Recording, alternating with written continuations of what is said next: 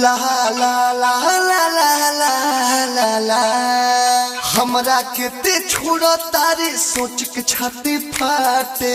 आज घरे खाए दीवाना शादी काल बाटे।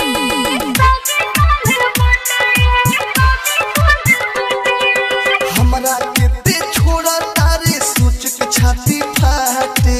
घरे खाए दीवाना शादी काल बाटे।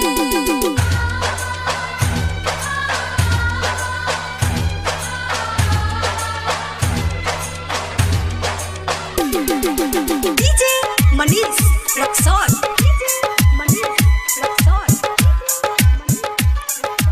Presented by Videsi Lal Entertainment।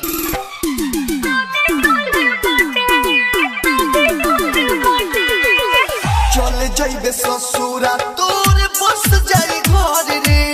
तोरा बिना कैसे जियब लागे बड़ी डर रे।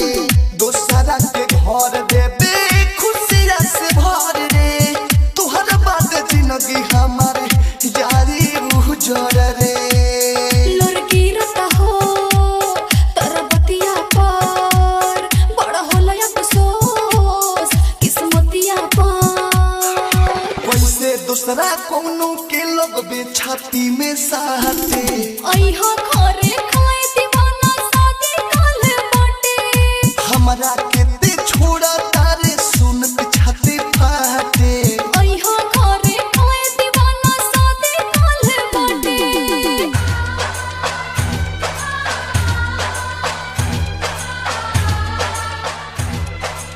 Presented by Videsi Lal DJ Manish Entertainment।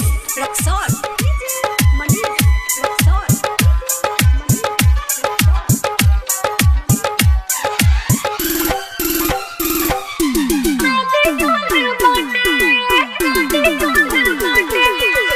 तोहरे खुशी खातिर कितना पूजनी हो मते मता।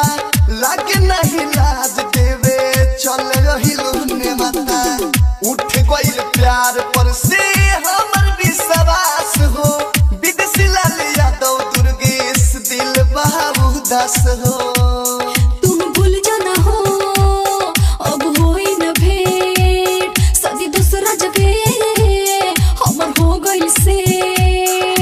जेकरा के हम फूल समझनी निकलल वो काटे।